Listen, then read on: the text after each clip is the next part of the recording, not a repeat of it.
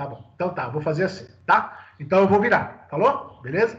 Vou mandar bronca. Tem coisa pra caramba pra falar. Eu já montei aqui o esquemão, né, pra ficar mais fácil pra nós e direcionar, tá? Pera aí. Primeira coisa, o Rapto de Proserpina é uma obra do Bernini, tá? Em mármore, é uma escultura, né? Tem 2,25 metros de altura, a escultura é grande.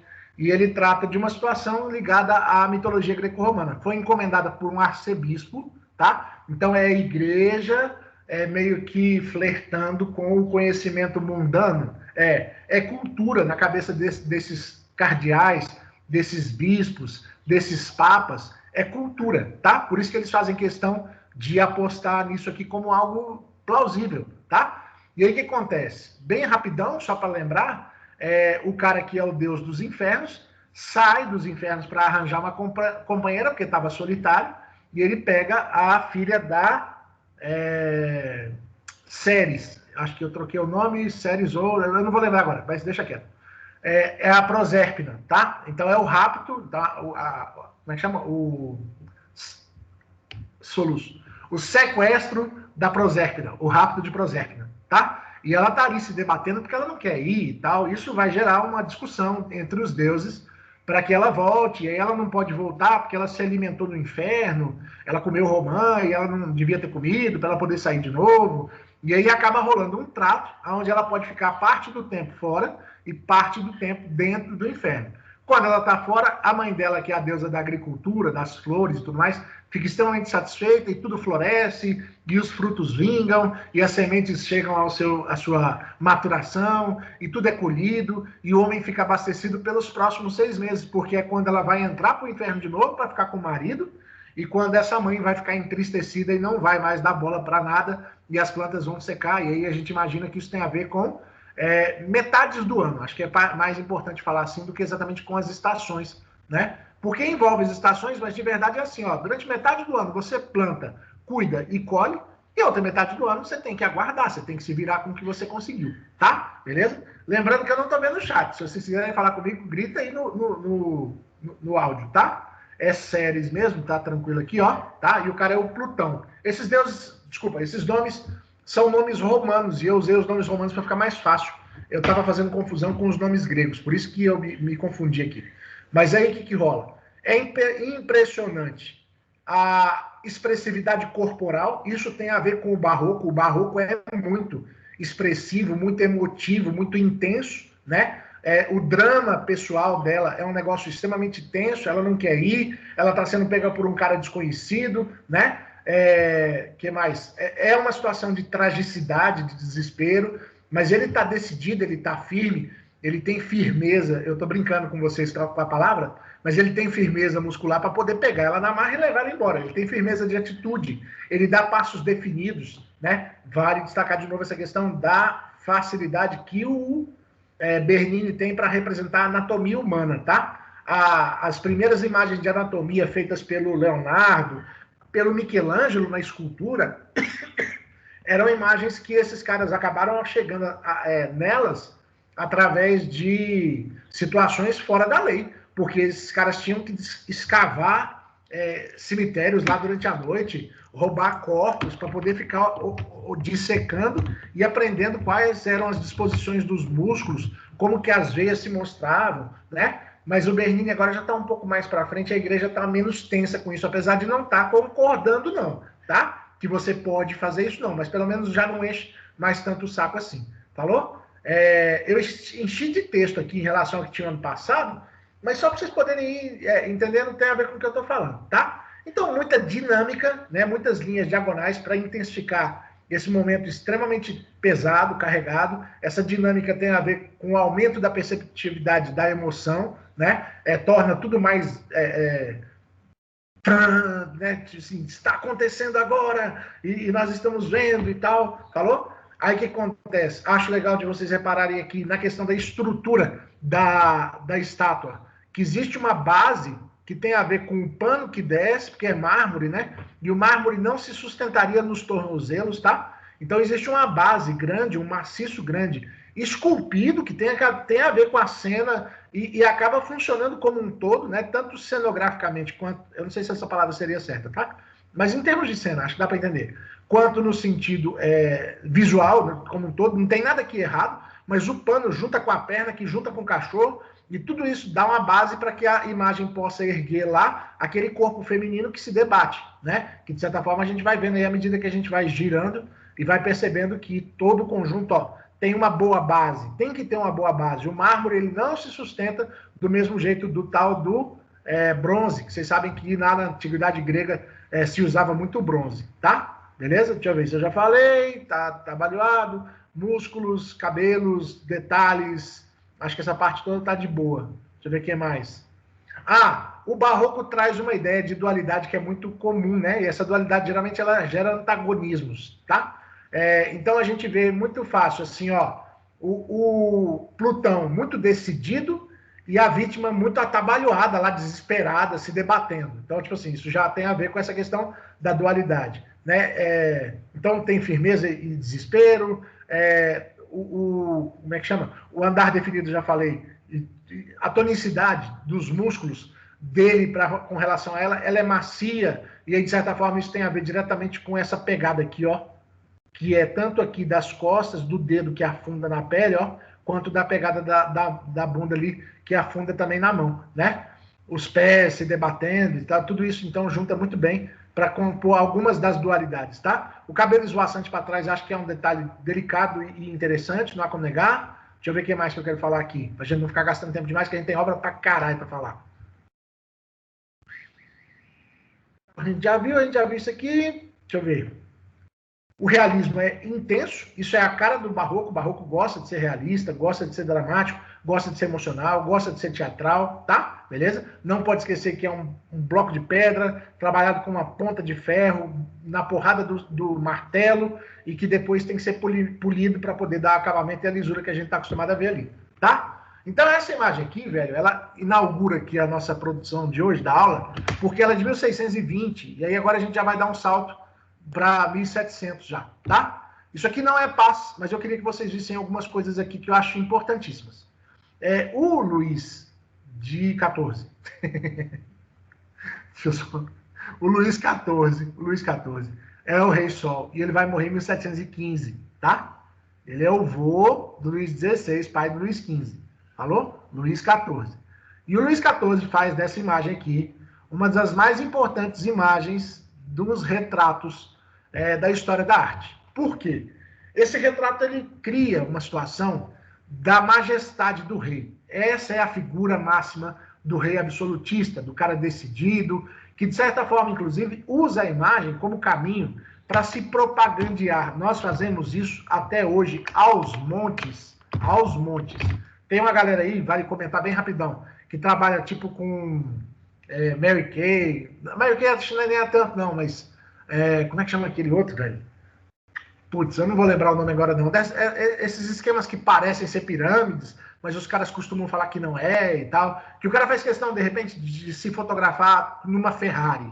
E aí ele coloca isso lá no Facebook dele, no Instagram dele, e aí você olha e o cara te convida para participar do negócio e você pensa assim, cara, mas esse negócio dá dinheiro. Porque esse cara era mó pé rapado e agora ele tá andando de Ferrari, saca? Então essa ideia de usar a imagem para se propagandear, ela é antiga, ela é mais antiga que isso aqui, ela é do Império Romano, mas esse cara que teve a sacada de pegar isso como caminho. Então, tipo assim, ó, esse cara nunca lutou e ele tem uma espada. A espada aqui, então, ela é simbólica, ela traz a força do rei, né? Esse cara não tá com a coroa na cabeça, mas a coroa tá aqui em cima da almofada, para dizer que ele tem a tranquilidade de tirar a coroa na hora que ele quiser, saca? E se colocar à disposição, porque ele é o rei, velho, ninguém questionaria isso jamais, saca? Ele cria símbolos, essas florzinhas aqui, ó, são flores de lis, tá? E essas flores de lis são o símbolo da monarquia francesa. Ele é baixinho, ele usa salto para ele ficar mais alto, saca? Ele é careca e ele usa peruca para ninguém ver que ele é careca. Ele é desdentado lá, ele é banguela e ele fica com a boca fechada no retrato dele. Ele provavelmente encheu o saco do artista para o artista sumir com as rugas. Então, tipo assim, ele usa a imagem do jeito que, de certa forma, até nós usamos hoje, velho. Não tem muito para onde fugir disso. E por que eu estou falando disso? Porque isso aqui, né, como sendo um retrato, e como sendo um retrato da construção da imagem de um monarca importantíssimo, foi copiado, por exemplo, ó, deixa eu ver se é para cá. Não, é para cá. Não é por mim, não. Pelo Dom João VI. Aqui no Brasil, lá na 1808 e tal, o cara pediu para fazer. Só que o que acontece? O Dom João VI não vai ficar muito tempo aqui, acaba que o quadro ficou só num estudo, pequenininho, aí eu tinha engordado pra caralho, aí fica parecendo que é menor ainda, tô zoando. Então já foi, pronto. Aí o que rola? Por que eu tô falando disso tudo? Pra gente chegar na Maria Antonieta aqui em 1784, peraí só um pouquinho que eu perdi um pouco a linha aqui da obra, deixei a obra errada. A Maria Antonieta, aqui em 1784, se deixando pintar como camponesa.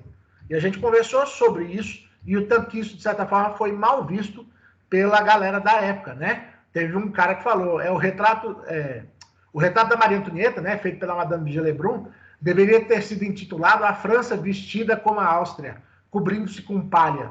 Porque, velho, pegou muito mal esse chapéu de palha, pegou muito mal não ter joias, porque ela é uma alteza, velho, ela é a rainha da França. Por mais que ela tenha achado que poderia ser engraçadinho, poderia ser delicadinho, ela se colocar aqui como uma camponesa falsa, porque isso é tipo colocar o Luciano Huck vestido de gari, sabe? Ninguém vai acreditar. Ela não é. Não cai, não é isso, né? E aí, de certa forma, elas perceberam tanto que isso tinha sido prejudicial, e aí acabaram tendo que fazer esse retrato aqui, que eu não consigo falar dele sem falar desse da camponesa, porque esse aqui é o do Paz, não é o da camponesa, tá? Mas o que se tenta aqui? Se tenta aqui devolver a altivez, se tenta aqui devolver a alteza, né, a monarquia para a rainha da França, tá? Vale lembrar que, historicamente, existia um estresse muito grande da rainha da França não ser francesa, e sim uma austríaca, né? Isso foi um elemento que pegou bastante, né? E aqui, reparem, ela não tem uma espada, ela não tem a força do poder do exército sobre o domínio dela. Ela não precisa carregar uma coroa, ela se mostra como rainha de outros jeitos, né? Pelo cuidado. E aí, vale comentar, ela tem uma identidade própria que é... Que porra é essa? Tá. Ela tem uma identidade própria que é de uma importância tremenda para a construção da autonomia das mulheres e tal. Ela tentou ser ela numa época em que mulher nenhuma conseguia muita coisa, não, saca?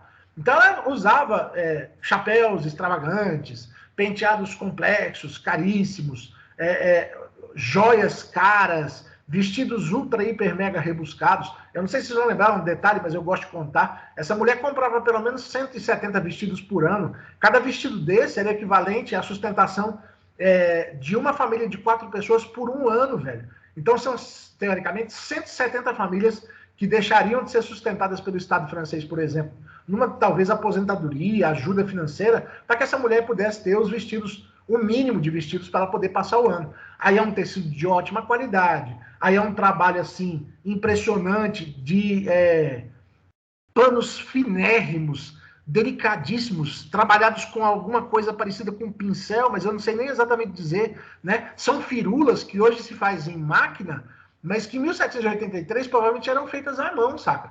Então isso aqui é o auge do esbanjar, é o auge da ostentação e, de certa forma, é a decadência daquilo que a gente viu no Luís XIV agorinha, porque lá tinha um tanto de símbolos, né, que traziam questões ligadas à forma como o rei gostaria de governar, como o rei gostaria de ser tratado, de ser entendido. E aqui a gente percebe que ela tenta fazer algo que ainda mantém algo daquilo lá, próximo daquilo lá, mas que não usa mais os mesmos símbolos e, de certa forma, talvez até tenha sido entendido como um sinal de fraqueza. Aqui, óbvio, muito menos do que aqui. Aqui acho que é mais fácil entender esse sinal de desacerto, né? De alienação. Eu estava até falando com o segundo ano sobre isso hoje, e estava falando isso, achar que isso é uma camponesa é a cara do tanto que essa galera era alienada em relação à realidade das coisas em volta delas. Isso nunca foi uma camponesa, né? E aí, óbvio que aqui a gente pode ter certeza que aqui é uma rainha. Caralho! Não consigo chegar na imagem. Aqui é uma rainha. Por mais que eu não precise obrigatoriamente de ter uma coroa, né? Aqui é uma rainha. Dá para entender isso legal. Só que aí, depois disso aqui, tudo vai desandar e a gente vai chegar na Revolução Francesa, e aí o negócio vai ficar feio, e aí é dinheiro que... Desculpa, aí é cadeia, é decapitação, toda a desgraça que vocês puderem imaginar. Eu gosto muito das duas juntas aqui, ó, porque as duas juntas dão muito tom. Deixa eu fechar essa porra desse WhatsApp me enchendo o saco aqui. Puta que pariu. É a cara da... Peraí que eu vou lembrar que eu tava falando. É a cara do tanto que nós não vemos os retratos do mesmo jeito hoje que se via há 300, 200 anos atrás. Se liga.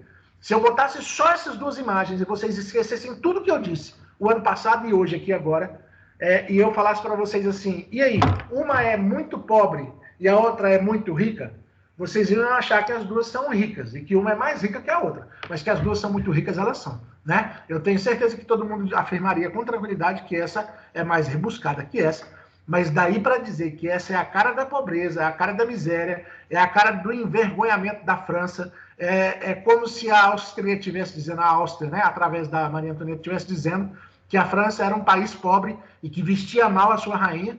Nossa, isso é da época, isso não serve para nós. Fala sério. Não é? Deixa eu ir no chat para ver se vocês estão falando alguma coisa, para ver se alguém quer questionar ou se eu posso seguir. Só vamos. Pode ir? Professor. Oi. Essa da Maria Antonieta é rococó, né? Sim, boa. Bem lembrado. Posso falar rapidinho? Beleza. Até porque eu acho que você ia perguntar mais, mas eu quero falar. É rococó e é um rococó atrasado, tá? Aquela do Luís XIV, aquela primeira que eu mostrei, ela é um barroco mundano, é um barroco fora do contexto religioso, né? Mas aí depois, mais para frente, no Luís XV, vai chegar o rococó vai entender que menos é mais, daquele jeito que eu sempre falo com vocês, e o rococó vai ficar mais brando, mais leve. Eu vou até voltar na imagem para conversar um pouco sobre isso com vocês.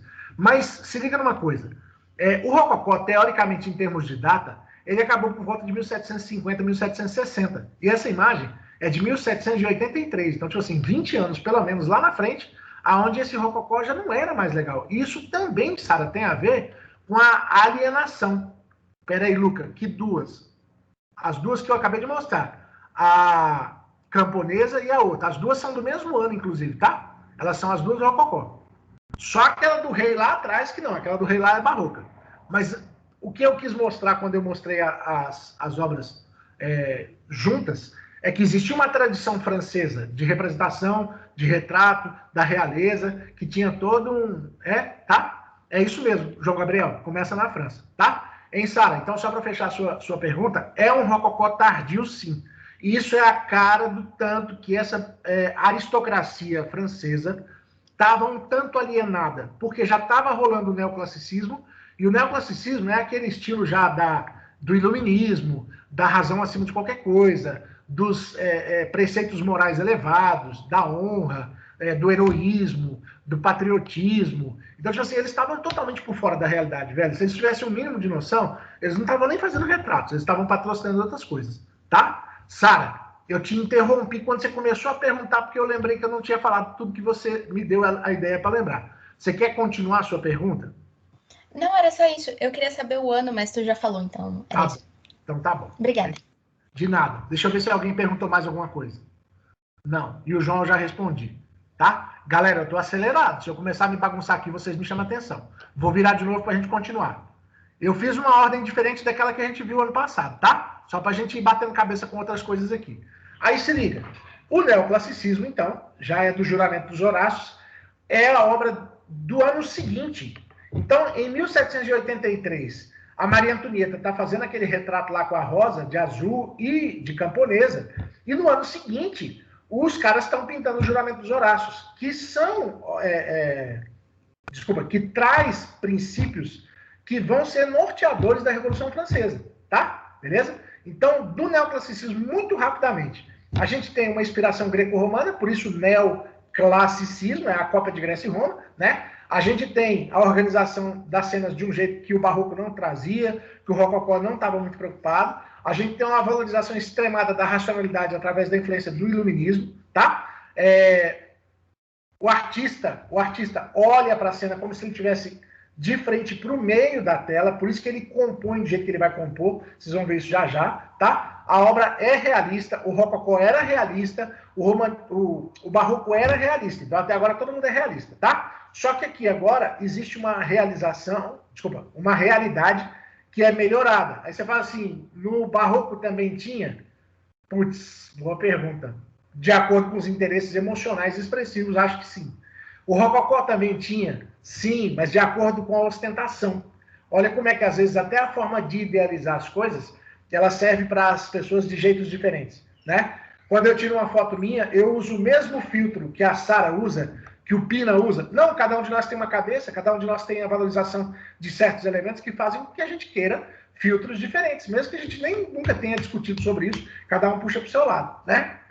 Nessa produção do neoclassicismo, a habilidade do artista de atender aos ensinamentos das academias de belas artes é um negócio extremamente interessante. Vale comentar um negócio aqui importantíssimo. O Davi, que é o cara do neoclassicismo, ele é exaltadíssimo nas academias de belas artes. A Madame Gellebrun, que é a mulher que acabou de pintar os retratos que eu mostrei para vocês da Maria Antonieta, não foi aceita na academia. Existia, então, um incômodo muito grande. Primeiro, em relação à pintura de retratos.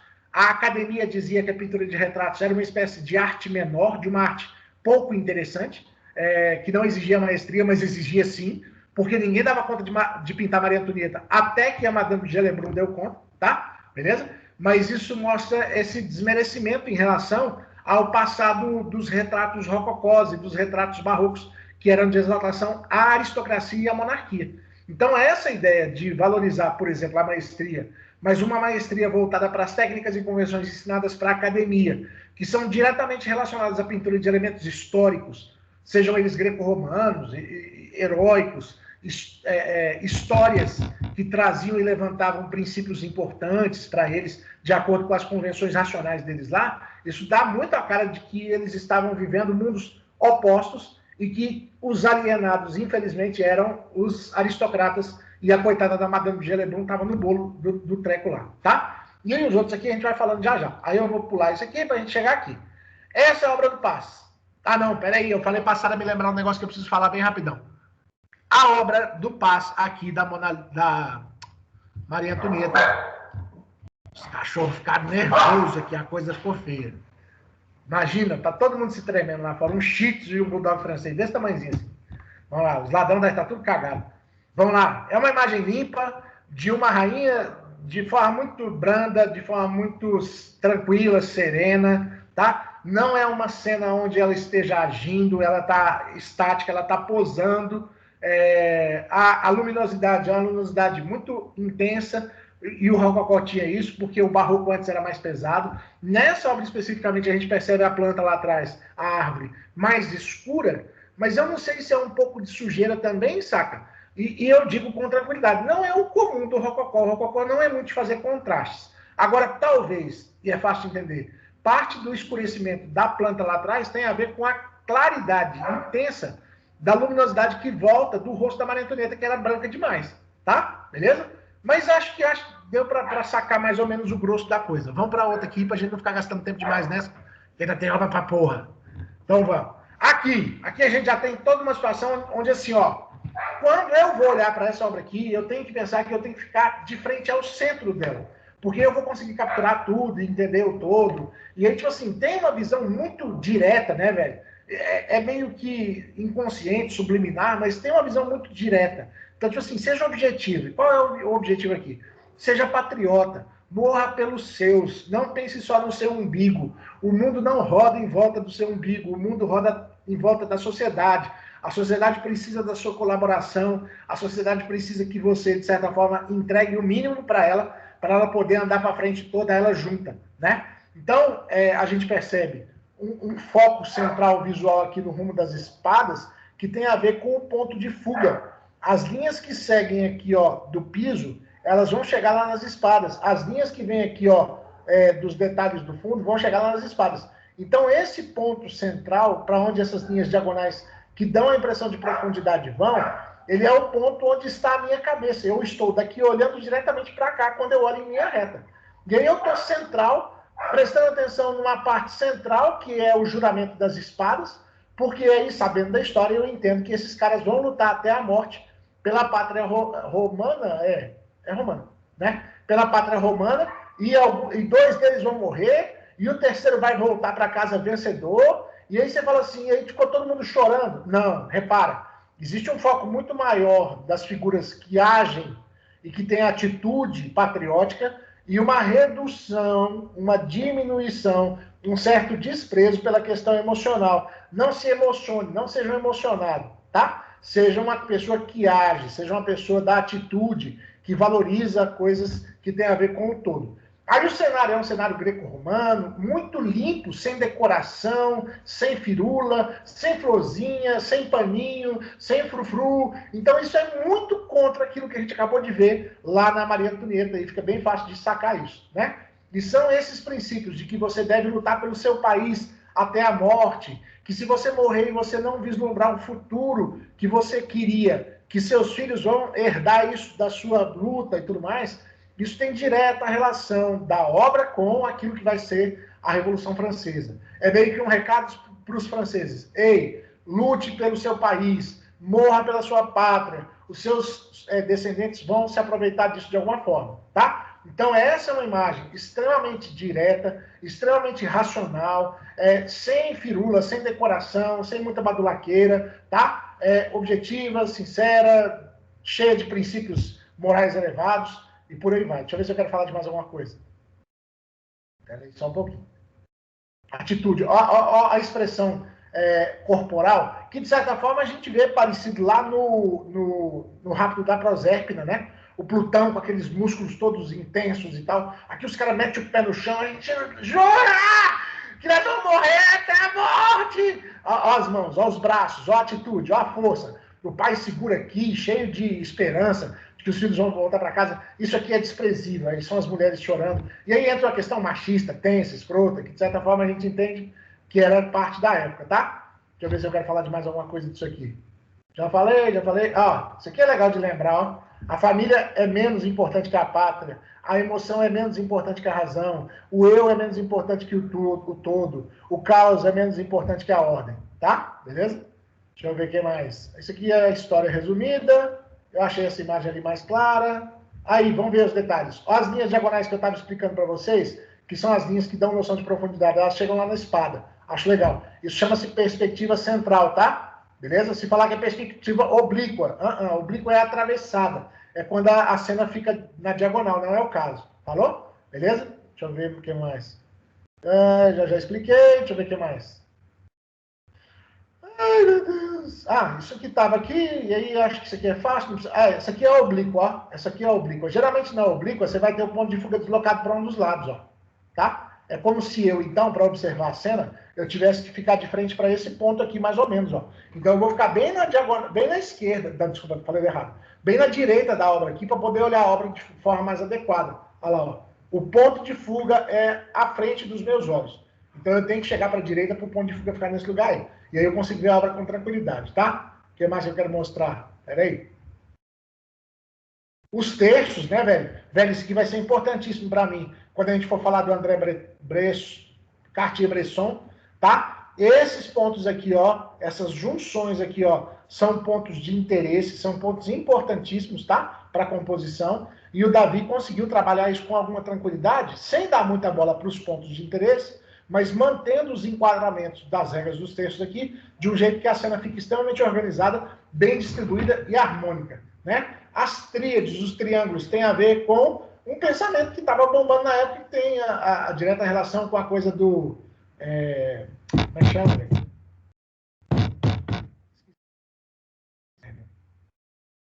Eu anotei isso em algum lugar. Puta merda, esqueci o termo. Vai, a República, né? Poder Executivo, Legislativo e Judiciário, saca? Velho, tem outras coisas que eu não vou lembrar agora. Os ideais da liberdade, igualdade e fraternidade da Revolução Francesa, tá? Beleza? Então esse 3, ele não aparece aqui por acaso. Deixa eu ver se eu quero mostrar mais uma coisa. A linha do horizonte é essa linha que está no meio do quadro, então, tipo assim, isso coloca a gente mais ou menos nessa altura. A gente, então, entende mais ou menos que essa altura é a mesma altura das pessoas. A gente se entende como se nós fôssemos parte da cena quase. É como se eu estivesse aqui na porta entrando e estivesse visualizando a cena acontecendo. As pessoas que vão agir são pessoas retas. As pessoas que são as pessoas das emoções são as pessoas tortas, as pessoas sinuosas, indecisas, tá? Beleza?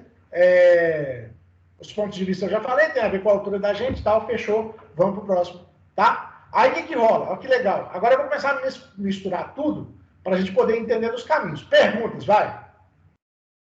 Sara Pisk, o patriotismo... Peraí, João, que eu te respondo já. O patriotismo no neoclássico... Peraí que eu te falo já, Maria Eduardo. O patriotismo neoclássico, ele é um patriotismo idealizado. de uma pátria greco-romana passada, perfeita, estupenda, fenomenal. O patriotismo do romantismo, ele já é o patriotismo da minha pátria. Aí, tipo assim, sou eu usando camisa da seleção, carregando bandeira nas costas do meu país e indo para a manifestação que não vai ter Copa e o caramba quatro. Então, é um patriotismo mais emocionado, o do romantismo. Enquanto o patriotismo do classicismo é um patriotismo assim, ó, quem dera nós fôssemos daquele jeito. Nossa, nós seríamos lugar muito melhor do que esse e tal. Então, é um patriotismo quase que inalcançável, distante de um passado, de um exemplo que ficou e por aí vai, tá? Maria Eduarda, aquela obra que eu estava falando, ela é neoclássica mesmo, tá? Beleza? Deixa eu ver se alguém perguntou mais alguma coisa. Qual começou na França mesmo. Acho que sim, João Gabriel. Acho que eu já tinha respondido isso. Espera aí. João Gabriel, professor, você falou das mulheres serem macias e os homens serem terem esses músculos mais aparentes em rápido prosérgio. Dá para perceber isso também no Juramento dos Horácios? Dá, velho. De alguma forma dá. Né? Não é tão óbvio quanto a gente viu lá na outra obra. Lá porque a outra obra era tátil, né? No sentido assim de que ela é tridimensional, então você vê com muito mais facilidade lá. Aqui eu não vejo as mulheres macias, não dá para ver as mulheres macias, você vê elas com curvas, e essas curvas de repente trazem outra ideia, né? Mas aí essa intensidade muscular da expressividade corporal dos homens diz que eles são os caras da atitude, as pessoas que agem, enquanto as mulheres ali meio que passivas e só lamentando o que elas não conseguem mudar da ideia de que as mulheres são delicadas, femininas, passivas de verdade, não ativas, elas não têm possibilidade de atender, de fazer acontecer, e aí tem a ver até com algumas coisas que eu conversei com vocês ano passado, que o Fernandão falou, que é de um livro lá de quem, velho? Do Robespierre, se eu não me engano, né? Tá? Dizendo que as mulheres tinham que atender os maridos, e só isso que cabia a elas, e por aí vai, tá bom? A liberdade guiando o povo, essa obra teria o mesmo sentido, sim, só que aí a Daça, a liberdade guiando o povo, já é uma liberdade, desculpa, já é uma obra lá do romantismo, já é posterior. É como se fosse repetição da mesma coisa, só que agora traduzido numa realidade mais atual para quem pintou. Porque quando como é que chama o menino? O Jacques Louis David, o menino é bom. O Jacques Louis David estava pintando aquela obra greco-romana, já estão 1.700, 1.800 anos na frente, sabe? Então, tipo assim, ficou fora, tá? Influência do barroco aonde, João? Não, João, acho que não. Acho que é a questão da percepção, da importância. Acho que você está falando da expressividade corporal, né? Da expressividade corporal, ela tem que ser uma coisa plausível para o artista. Porque o artista é como se fosse um pouco também um diretor de teatro, entendeu? Então, tipo assim, se eu vou fazer uma peça e vocês são meus atores, e eu falo, velho, eu quero intensidade, eu quero ver vocês agindo de forma muito gritante, muito exagerada, e que vocês façam gestos grandes, e que vocês deixem claro. E aí entra todo mundo assim. Aí fala, não, velho, desse jeito não, tá morto e tal. Então isso eu acho que é parte da percepção e da sensibilidade do artista. Não precisa ser obrigatoriamente uma influência direta do barroco, tá? Beleza? Tá bom? Acho que deu para entender mais ou menos o caminho. Vamos para a próxima? Pode seguir? Alguém quer mais alguma coisa? Valeu, relaxa. Vou para a próxima. Então vamos. Se ninguém gritar nada, eu vou continuar.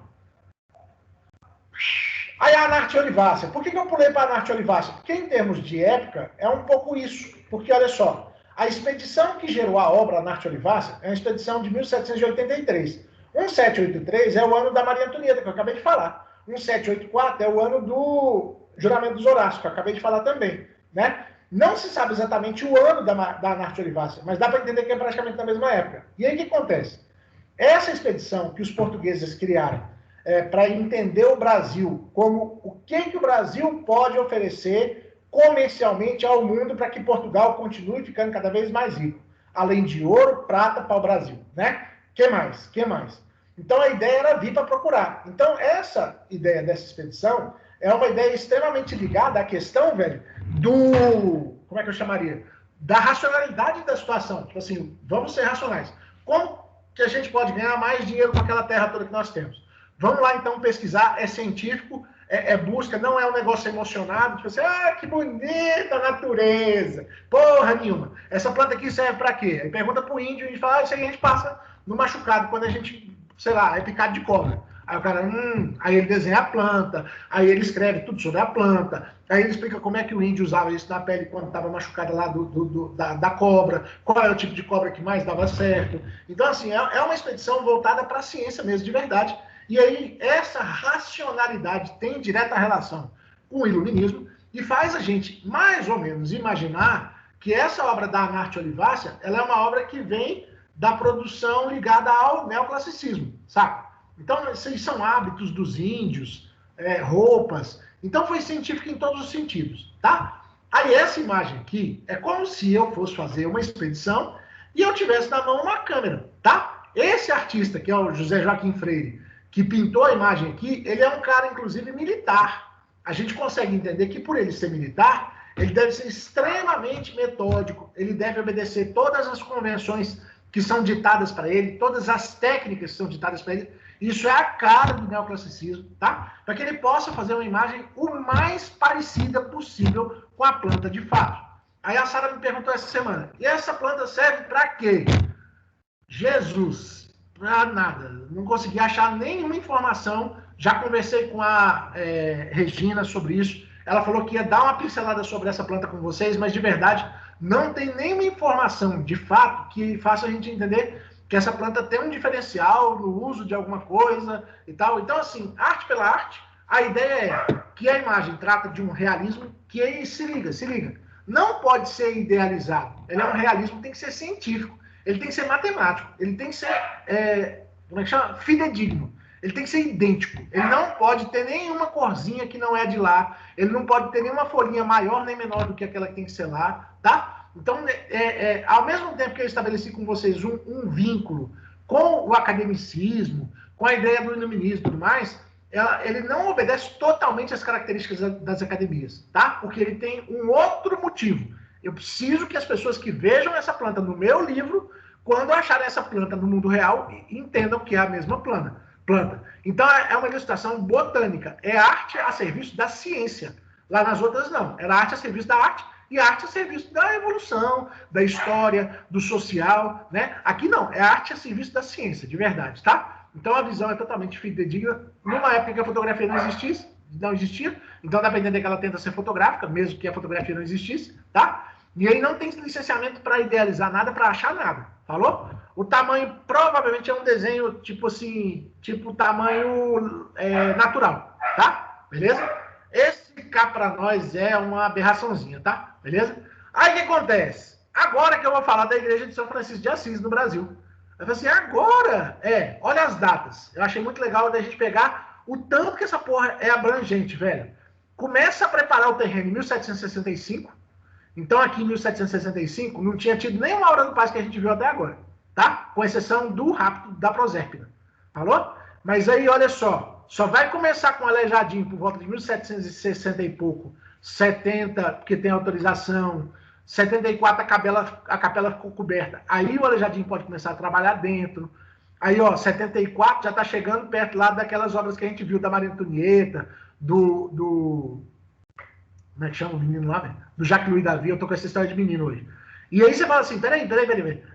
É barroco? É barroco, mas é um barroco tardio, que é mais tardio do que o rococó da Maria Antonieta, que já está entrando na época do neoclassicismo e continua sendo barroco, sabe? Mas que daqui a pouco vai ter que ceder à influência do rococó, mesmo sendo tardio no Brasil, para poder fazer o acabamento, já que não tinha mais o material adequado para poder fazer o que queria fazer se fosse fazer barroco. Espera que vocês vão entender isso já, eu vou explicar melhor, tá? Então a fofoca toda começa em 1765 e vai acabar em 1890, quer dizer, 130 anos depois, saca? E aí, óbvio que quem tá vivo aqui não tá vivo aqui, é fácil de entender. Quem viu começar não viu terminar, é fácil de entender. O Aleijadinho morre em algum lugar aqui por volta de 1830, tá? Beleza? 1814, alguma coisa assim, velho. Eu não lembro exatamente a data da morte do Aleijadinho agora, não.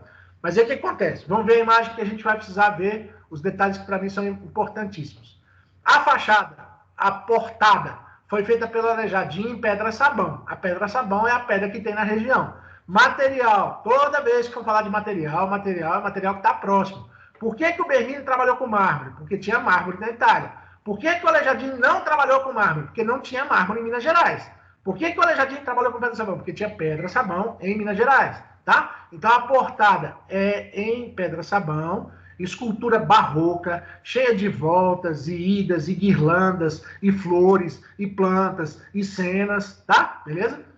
extremamente decorativa, né? Aí você vê assim todo um rebuscar no trabalho de detalhes delicados e tudo mais, tá? Tem um cuidado monstruoso com os detalhes em todos os sentidos, de aí para frente. Aí tem um medalhão que retrata a vida do santo. Então, tipo assim, voltou uma religiosidade? Não, não é que voltou. É porque a gente tá fora da Europa, né? Você vê que a partir do momento que eu falo da Maria Antonieta, desde o ano passado, vocês sabem disso, eu não falo mais de arte religiosa.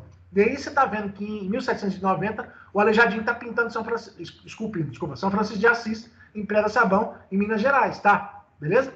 Aí o que rola? Além da portada, você tem o teto da nave, que é feito pelo mestre Ataíde, né? Que de certa forma vai terminar a produção dele lá por volta de 1814. É uma pintura que agora, velho, já por não ter mais ouro, precisou ser rococó. Então, o rococó no Brasil é de verdade um gosto? Na maioria das vezes, não. O rococó no Brasil, na maioria das vezes, ele é alternativa à falta do ouro. Porque o ouro do barroco ia entulhar esse interior todo. As paredes não seriam brancas em hipótese alguma. A igreja não teria uma brecha para você poder olhar e descansar o olho no branquinho aqui, na parede lisa. Não ia ter. Mas aí, como não tinha mais ouro, puxa vida, e agora? O que nós vamos fazer para decorar a parte de dentro?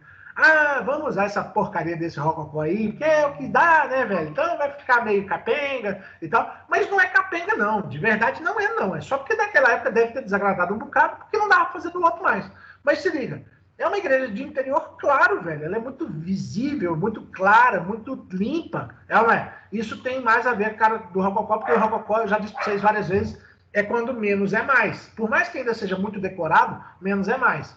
Aí tem um medalhão, tem toda uma simetria. Você fala assim, quando o cara pintou isso aqui, estava bombando a Academia de Belas Artes, estava bombando obra lá do tal do... Como é que chama o menino? Jacques Louis David. Cara, eu tô com isso hoje de menino, né? Sim. E o Manuel da Costa Taíde está fazendo uma imagem aqui, velho, de um rococó, meio que devia ser francês, mas que talvez seja um pouco também italiano, porque é de fundo religioso.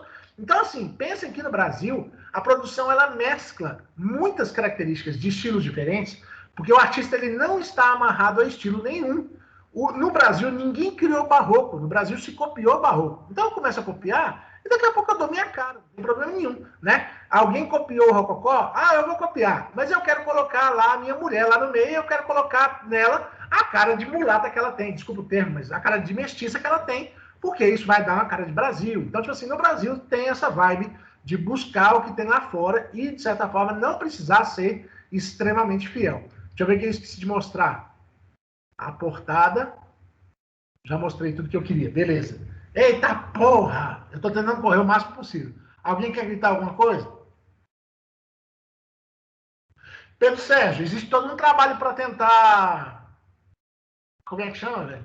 Existe todo um trabalho para tentar manter ela preservada e é caríssimo, saca? Mas de verdade impressiona. Só que o volume de turistas que passa nessa igreja todo dia preocupa muito, mas muito mesmo. Eu fui lá no ano retrasado e eu fiquei de cara com a quantidade de gente que entra e sai, saca? É sem noção. É uma máquina de fazer dinheiro, é R$10 cada um, e vai entrando, e vai saindo, e vai entrando, e vai saindo, e vai saindo. E aí não tem como desgastar, né, velho? Então, assim, tá bem preservado. Eu morro de medo de pegar fogo, porque existe uma estrutura elétrica por cima para iluminar o teto, para ficar clarinho daquele jeito que você viu lá, né? Que na época não existia, mas que hoje pode ter, e nada mais justo que se coloque. Só que eu imagino como é que deve ser o cuidado com isso, né? A chance desse treco pegar fogo é monstruosa, tá? Beleza? Continuando. Aí nós vamos para cá, pro homem lá da Espanha, o tal do Francisco de Goya. E eu já tinha botado lá na frente, essa porra voltou para cá. Puta, aqui, pronto. São 4 obras. Pina, você estava perguntando hoje de manhã. Será que cai de novo, Goya? Pode cair, Pina. Pode cair porque caiu essa. Se eu não me engano, caiu essa. Então tem essa e tem essa. São mais 3 obras. Então pode cair sim, tá? Beleza? Então vou falar daquelas que não caíram. Essa aqui é entendida e vista como uma das obras mais importantes do Goya dessa série. A série toda trata de uma visão particular do Goya. Tem um item desse jeito lá no Paz do ano passado. Uma visão particular do Goya a respeito das atrocidades da guerra. De verdade, é uma visão dele que, inclusive, nunca tinha sido pintada assim. É a guerra sob a ótica da vítima, sob a ótica do sofrimento, sob a ótica da desgraça de quem pena, de quem sofre, tá? Então é morte, é desgraça, é carne podre, é gente despedaçada, é escroto. É escroto e tem que ser escroto porque a guerra é escrota, né? Desculpa, precisava tomar um pouco d'água. Até a guerra ser retratada pelo Goya desse jeito aqui, a guerra sempre tinha sido retratada como algo heróico. E ela é heróica se você quiser olhar sobre a ótica de quem venceu, beleza. Mas sobre a ótica de quem perdeu, ela não tem nada de legal, ela não tem nada de, sabe, de interessante e nem de importante. Essa aqui mostra que o Goya não acha que essa produção seja só uma propaganda dos espanhóis sofrendo na mão dos franceses. Não é só isso, tá? Ele se indigna com os espanhóis sofrendo na mão dos franceses? Sim. Mas ele também faz questão de dizer que, quando pode, o espanhol não tem piedade com o francês. Só que esse não é o foco, tá? Cuidado com o item que está lá na prova do PAS do ano passado, porque ele mais ou menos diz assim, né? Que fala que essa produção ela é uma visão particular do Goya sobre a guerra, que trata do sofrimento dos franceses em relação falei errado, do sofrimento dos espanhóis em relação ao massacre francês. Sim, é isso. Na maioria das vezes é isso. Mas o Goya não deixa de dizer que, em alguns momentos, os espanhóis são cruéis também, tá? Ele não é um cara bairrista, digamos assim. Ele não é um cara que está lá para ficar fazendo propaganda do tanto que seu país sofreu e só isso, tá? Morte, velho. Morte, desgraça, corpos, falta de qualquer tipo de consideração com o ser humano, qualquer tipo de respeito, né? Os corpos são roubados, ficam nus, apodrecem, fedem, as pessoas tentam pensar em fazer alguma coisa, mas é tanta gente morta, é tanto terror, é tanto caos que nem dá para fazer nada, tá? Então é romântico, o romantismo ele tende a ser extremamente emocional, de novo, né? Mas é uma emoção desconectada da questão religiosa católica, por exemplo. Então, tipo assim, é a vida, velho. É a vida sendo vida, são as pessoas sendo pessoas, é o ser humano nos seus erros, nos seus desacertos, tá? E de cada obra você vai tirar situações, né? Essa aqui é extremamente agitada. Não é que a situação esteja acontecendo nesse momento, as pessoas não estão exatamente caindo agora. Mas as linhas diagonais criam uma impressão visual de dinâmica que é legal de a gente ressaltar. Mas aí quando você vai para essa, ó, aí ela já é bem mais estática, ela já é bem mais de você tentar se imaginar empaticamente na posição daquelas pessoas ali, que tampam o rosto, que tentam não cheirar o que estão cheirando, que tentam não fazer vômito, porque querendo ou não, velho, essas pessoas estão deitadas aqui, são os parentes delas, são os amigos delas, são os vizinhos delas, né? É triste, velho, muito, muito pesado, tá? Beleza? Vocês querem um resumão daquela coisa de como faz gravura? Ou tá tranquilo? Lembra que faz a imagem como é que chama? Na cera, em cima do metal, aí a cera descobre o metal, derrama o ácido, que é água forte, aí o ácido corrói ali onde estava descoberto, aí depois ele limpa e vai pegar isso, vai passar tinta e carimbar. Eu perguntei se queria que resumisse e já resumi, então tá de boa. Alguma pergunta eu posso seguir? Ninguém falou nada. Pode seguir, professor. Vou seguir, tá bom. Se alguém quiser, eu volto, tá? Vou pra cá. Eita porra! Aí, olha só. Brasil, de novo. Tô indo e voltando, pra vocês poderem entender nas épocas, tá? Beleza? Essa galera aqui é a galera que vai bombar na Academia de Belas Artes do Rio de Janeiro. A academia tem essas características aqui que são legais, ó. Eles adoram pinturas de temas históricos. São os temas mais prestigiados. Quem mais pagava por obras de temas históricos era o Dom Pedro II, saca? Além disso, retratos oficiais, Dom Pedro II, a aristocracia brasileira, eles adoravam pagar retratos, então é o tipo de coisa que acontecia com frequência. Aí você fala assim, mas o retrato lá na Europa já não era um negócio que não era legal? Pois é, tá vendo como é que as coisas se adequam e se adaptam, né? E aí, por que retratos no Brasil? Porque as pessoas fazem questão de marcar a sua história, o seu espaço, né? Paisagem, natureza morta e outras coisas assim, elas têm a cara do academicismo, tá? Mas aí esse neoclassicismo ele ficou forte durante um tempo, mas depois ele foi misturando com o romantismo, foi misturando com o realismo, foi trazendo algumas características de impressionismo. De novo, vou falar aquilo que eu tinha acabado de falar e que é importante para nós. No Brasil, nenhum artista criou o neoclassicismo, nenhum artista criou o romantismo, nenhum artista criou estilo nenhum. Então ele pega o que tem, junta com outras coisas e vamos que vamos, velho. Se ficar bom para mim, tá lindo. Então, ó, abre esse caminho para grande ecletismo. O que é o ecletismo? É essa mescla que vai de artista para artista, de interesse para interesse e por aí vai, tá? Beleza? Obras grandes eram as que aconteceram com frequência e que eram mais valorizadas, né?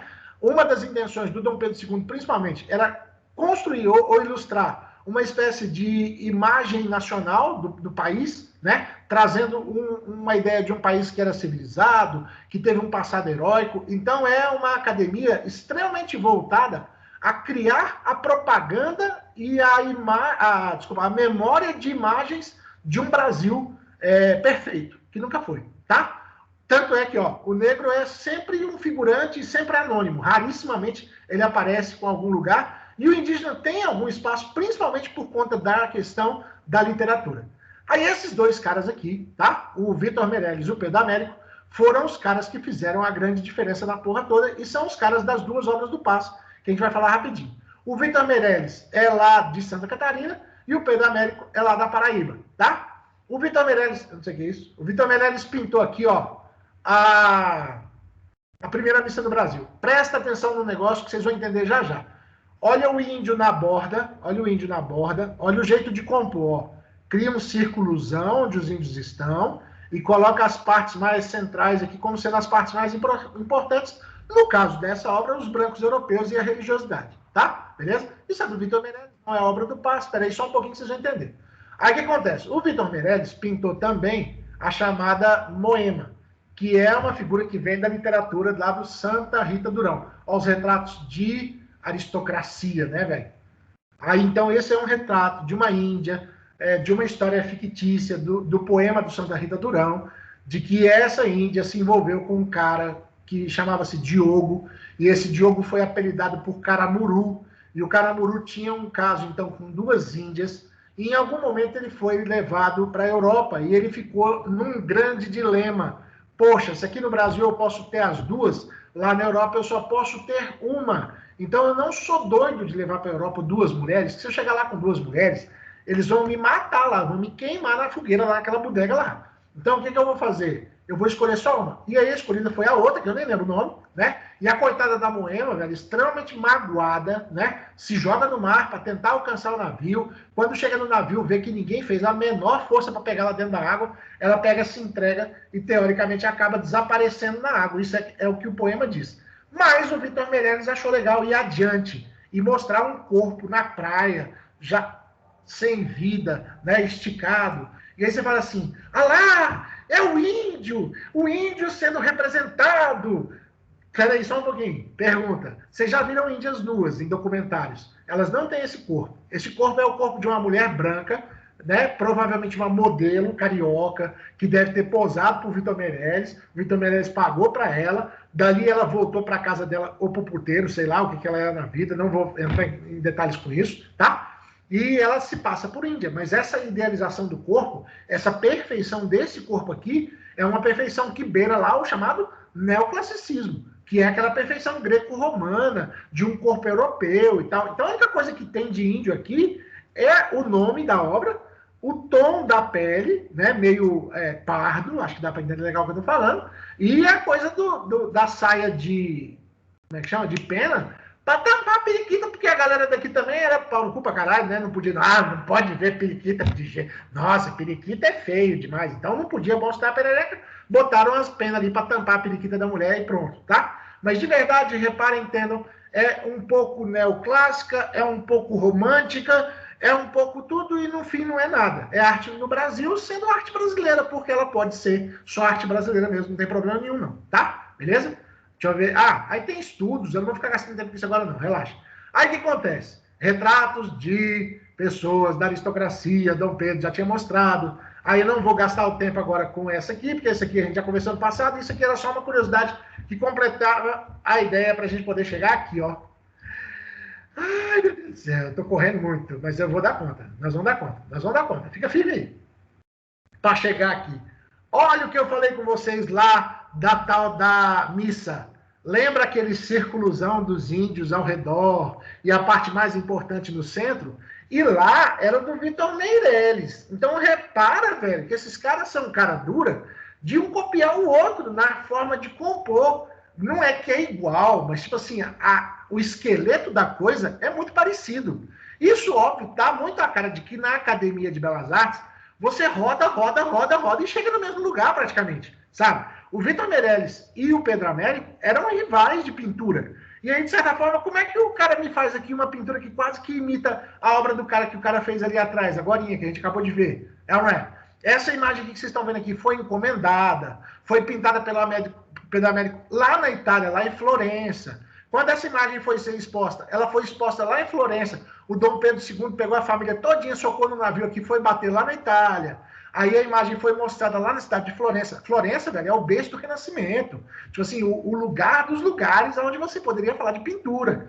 E aí, para que o Dom Pedro II está patrocinando essa bodega toda?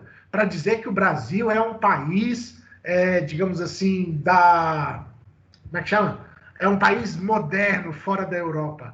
É um país civilizado fora da Europa. É um país organizado fora da Europa, que, de certa forma, segue em todos os sentidos os padrões europeus, seja de pintura, seja de pensamento, seja de uniformes. E aí a gente vai entender que, de certa forma, essa imagem é uma imagem extremamente construída. Pina, quando a gente conversou hoje de manhã sobre essa imagem aqui, que eu estava falando dessa imagem ser usada no pasto, para poder questionar alguma coisa, quer ver? Dá para questionar assim, ó. A cena não era assim, essas pessoas não tinham esses uniformes, essas pessoas não estavam usando esses cavalos. Então a cena é uma propaganda enganosa de uma realidade que não aconteceu? Sim, a cena é um pouco isso mesmo, tá? A cena é uma construção quase que mítica de um momento que cá para nós nem foi tão grandioso assim? Sim, é isso mesmo. A cena mostra, ó que escroto, o apoio dos militares em relação à figura do imperador, para que o imperador possa tomar uma decisão. Qualquer semelhança com a realidade atual é mera coincidência? Será? Ou é só sempre mais do mesmo? Getúlio Vargas chegou onde chegou porque ele era bonitinho ou porque os militares estavam em volta dele? A Revolução de 64 acontece porque os militares eram bonitinhos ou porque os militares tinham o poder das armas por trás deles? Então entendam que essa coisa ela pode ser usada pela OMB, mas não como exaltação à pátria perfeita e idealizada, sabe? Ela pode ser usada também para questionar, porque tipo assim, as fake news elas estão aí, não é de hoje. A construção de figuras que não sejam totalmente reais para parecerem mais heróicas, ela não está aí, não é de hoje, ela não é novidade nenhuma. Ela é mais antiga do que sentar no chão para, sei lá, para conversar, tá? Beleza? Vamos lá. Deixa eu ver se tem alguma pergunta aqui para poder continuar. Vai dar tempo? Vai dar tempo. Sim. Qual o nome desse tipo de técnica que ele usou? Pedro, eu perdi. Do que você está falando? Qual é a técnica que você fala e de que obra que você está falando? Eu acho que você perguntou lá atrás, né, velho? Do Goya. Chama água forte, Pedro. Chama água forte. É uma técnica de pintura onde a placa é metálica, o cara cobre a placa metálica com cera, parafina, e aí quando ele risca e ele derrama o ácido é a água que é tão forte, não é a água, mas você entende que é o líquido, né? É tão forte que ele come o ferro. Mas come o ferro todo? Não, só come onde ele está descoberto, tá? Aí é onde corrói ali e cria o... Vai ser... Ah, Guilherme, tem que usar o nome água forte. Xilo é quando é madeira e lito é quando é pedra. Então é outra coisa. Não é nenhum nem outro desses que você perguntou. Tá bom? Beleza? É quando a placa é metal. Aí já tem que usar o ácido para corroer o metal, porque não vai dar para trabalhar de outro jeito. Tanto na xilogravura quanto na litogravura, eu vou esculpir. Eu vou pegar um martelinho, vou pegar e vou batendo e vou tirando os pedaços. Tá bom? Beleza? Pode meter bronca? Vamos continuar? Caralho, velho, tá parecendo maratona. Vou continuar. Ontem eu voltei a andar de bicicleta, hoje eu nem andei, mas nem precisa. Fala sério. Olha o gordo inventando desculpa. Deixa eu ver se tem alguma coisa que eu esqueci aqui. O povo, cadê o povo na obra? O povo é esse Zé que tá puxando um cavalo, uma vaca, um carro de boi carregando toco. O povo tá se fudendo, e é isso que é o lugar do povo nesse Brasilzão nosso, desde sempre, não é? Tá? Tem um coitado de um negro lá atrás, quando vê tanta gente reunida, ele pensa assim, quer saber? Eu vou sair chutado dessa merda aqui, senão ainda vou botar a culpa em mim nessa porra e vai me lascar e tudo, tá? Deixa eu ver o que mais que eu quero falar. Isso aqui já é outra coisa. Então pronto, chega desse. Vamos para esse. Aí entra o Langsdorff, né? E entra aqui o chamado Rugendas, quase que não sai. Deixa eu falar um pouco do Langsdorff com vocês. O Langsdorff era alemão, o Langsdorff foi na Rússia e convenceu o czar a fazer uma expedição pelo Brasil. E aí, já é 1800 e pouco, tem autorização do Dom João VI, eles vêm, montam a expedição é um fracasso total, o Langsdorff enlouquece, um dos filhos de um artista importantíssimo do Brasil morre afogado no rio, velho, é um caos. Um cara mata o outro, uma confusão do tamanho do mundo. O Rugendas estava no meio, o Rugendas foi quem, no começo da expedição, viu que estava tudo muito estranho, não estava legal, o clima não estava dos melhores, aí ele falou assim, quer saber? Tchau, fui. E ele vaza e abandona a expedição. Então, o Langsdorff foi quem trouxe o Rugendas para o Brasil pela primeira vez. Aí o Rugendas anda dando de lugar, até que o Rugendas chega de novo no Brasil, e aí, por conta própria, numa expedição dele, só ele e mais nada, ele vai andar vendo algumas coisas e pintando algumas coisas, né? Ele pinta aqui a capoeira, ou a dança da guerra, segundo se pensava no pensamento do branco europeu, que era o que os negros estavam fazendo. Essa dança da guerra foi durante muito tempo mal vista, mas ela é a representação mais, mais sincera, mais verdadeira, e mais ligada à cultura africana de forma geral, porque é óbvio que cada região da África vai ter a sua particularidade, né? Mas de forma geral, acho que era o que foi mais, de certa forma, como é que eu chamaria? Compartilhado pelos negros, saca? E aí é uma dança, que se sabe que, né, não deixa de ser uma dança, mas não deixa também de ser uma forma de luta, né? E os negros tiveram que, durante muitas vezes, abrandar essa forma de luta para só fazer com que se parecesse com uma dança, porque os brancos morriam de medo disso aqui. E existem relatos de soldados portugueses que, quando enfrentavam negros, que começavam com esse treco aqui, eles já saíam correndo logo, porque eles sabiam que eles iam apanhar, tá? Então, em algum momento, até essa capoeira foi proibidíssima, porque, de certa forma, se eu estou fazendo isso aqui de forma pacífica, numa brincadeira, eu estou também treinando, eu estou ensinando passos, para quando isso necessariamente tiver que ser utilizada contra alguém como briga, eu já estou treinado, eu já consigo treinar e eu já consigo colocar em prática. É uma situação um tanto festiva. Tem uma tia lá atrás que está vendendo comida. Tipo assim, então juntava a galera mesmo, tá? Para poder olhar. Ó, o vendedor de fruta! Falei semana passada do vendedor de fruta e do tanto que ele é importante nessa porra desse país, né? Aí acompanha a música. Então, tipo assim, é uma manifestação cultural muito, muito interessante, muito completa e que mostra para nós algo do que conseguiu sobreviver, das poucas coisas que conseguiram sobreviver da cultura negra africana, e esse caso específico da capoeira é uma coisa mais, como é que chama? Mais abrangente, tá? Beleza? Aí eu botei aqui essas coisas de onde vem os nomes, né? O relato existe lá desde 1690, no Quilombo dos Palmares, tá? Tinha esse ritual engolo, que era muito usado na África Austral, mas que isso vai se espalhando, vai pegando, vai caindo no gosto, tá? E os rituais dos negros, geralmente eram rituais de dança, de barulho. Isso é um sepultamento. Tem gente batendo palma. Eu já tinha conversado isso com vocês. Nem vou gastar muito tempo com isso, não, tá? Aí aqui o sepultamento tá indo, o defunto tá lá. A galera vai dançando na frente. Então, na cultura negra, é comum, né? Você ter dança, você ter música, você ter palmas. Isso tudo, de certa forma, também acaba chegando junto no tal da capoeira, tá? Essa aqui de 1820, porque é aquela que a gente viu lá de 1835. Essa aqui é da época que a capoeira era crime. Tanto é que os negros estão aqui fazendo a capoeira e o soldado vai aparecer lá já para tentar prender eles, porque eles não deviam estar fazendo isso aqui, tá? Mas em outro momento passaram a, de certa forma, fazer olhos grossos, né, vistas grossas para isso. Isso é representado em outras telas de outros artistas, em outras gravuras de outros artistas, tá? Beleza?